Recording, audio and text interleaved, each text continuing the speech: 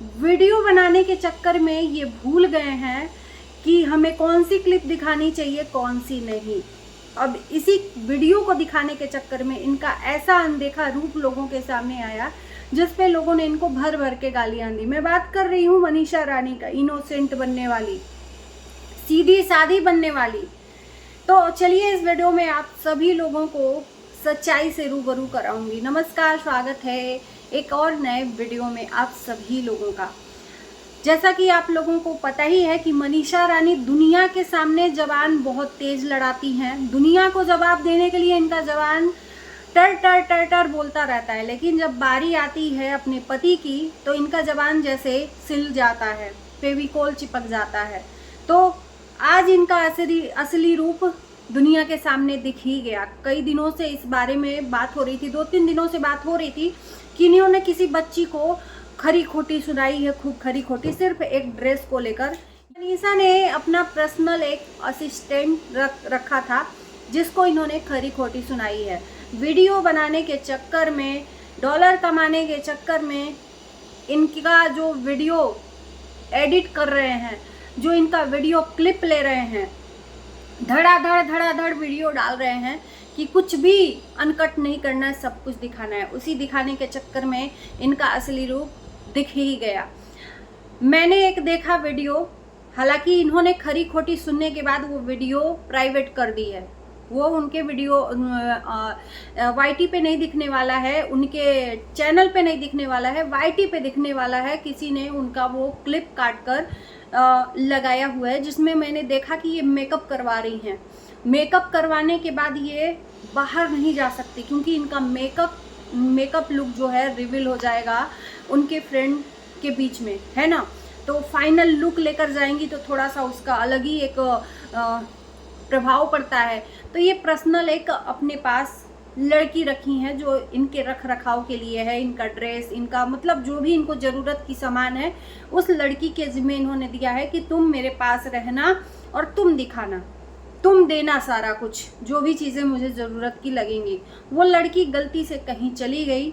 अब इनको चाहिए था ड्रेस न मिलने की वजह से उस लड़की के आने पर खरी खोटी भारी भरकम सुना दी, तू कहाँ थी। इनका असली रूप उसमें देखने को मिला, इसके पहले भी बहुत बार मिला है, लेकिन इस रूप को देखने के बाद इनको काफ़ी गालियाँ भी पड़ी हैं, है ना।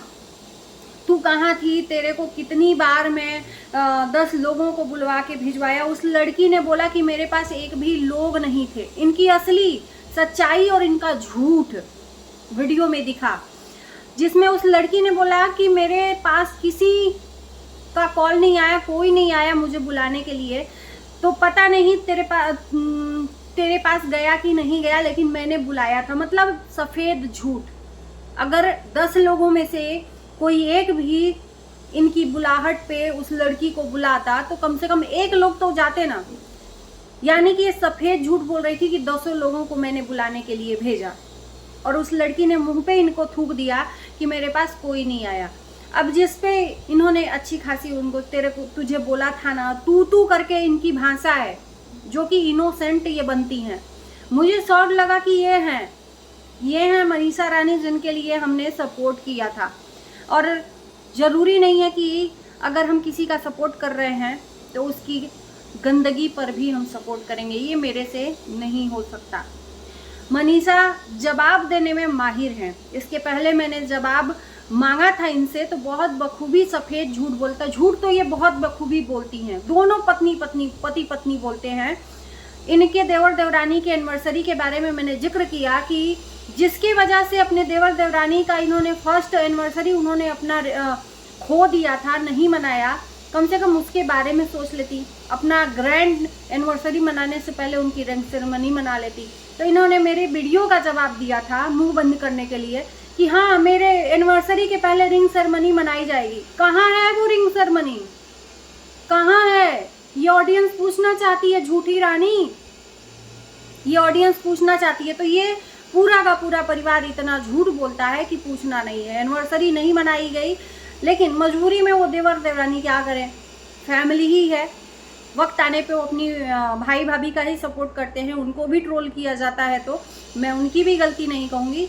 तो उनकी एनिवर्सरी कहीं से मनाई नहीं गई। लोगों को एक झूठ बोल दिया कि लोगों का मुंह बंद हो जाए।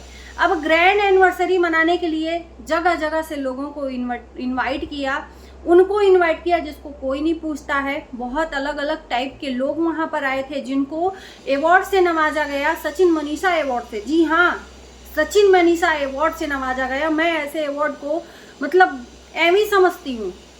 ऐसे अवार्ड पाने के लिए लोग वहाँ पर गए हैं जिसका कोई अस्तित्व ही नहीं है, जिसका खुद वैल्यू नहीं है, जिसकी कोई इज्जत ही नहीं है, जिसका खुद का इज्जत खुद ही लोटिया डुबा दिया है सोशल मीडिया पर।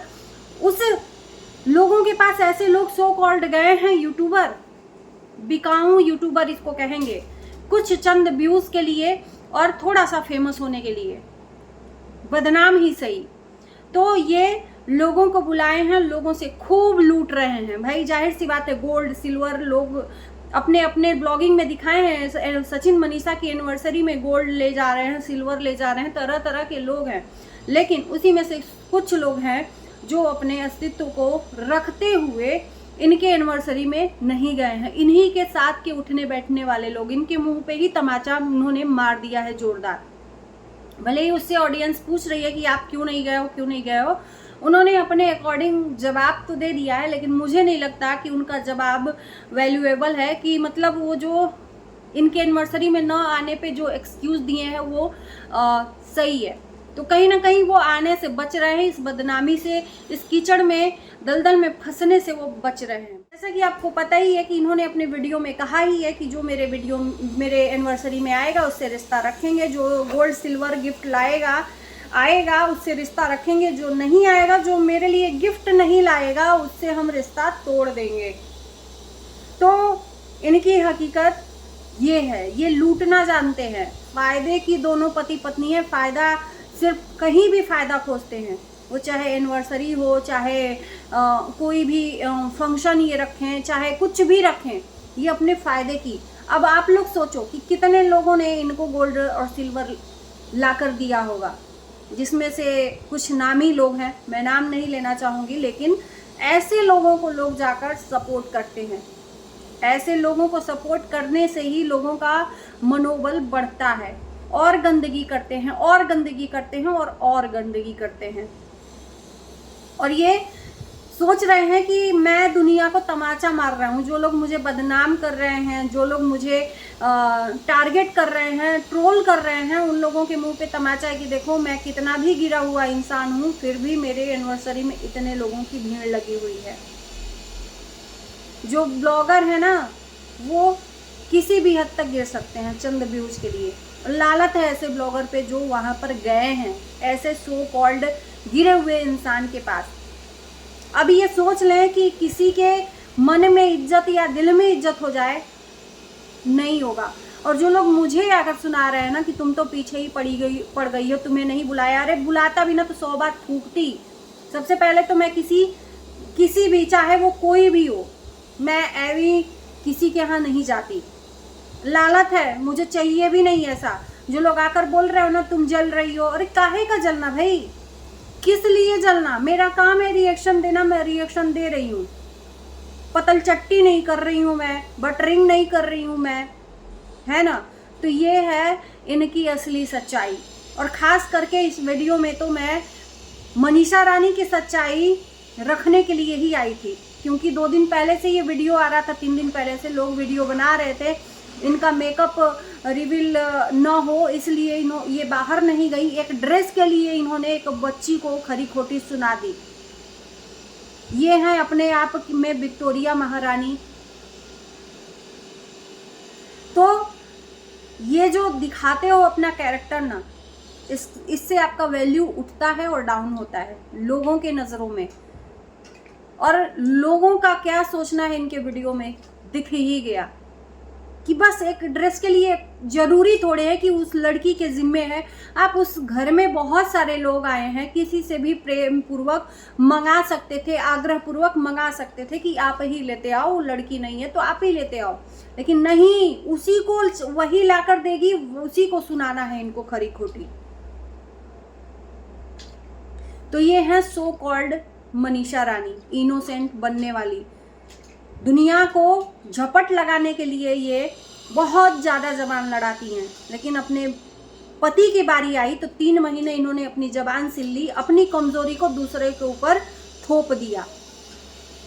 तो चलिए दोस्तों, आपका क्या कहना है जरूर कमेंट बॉक्स में लिखना।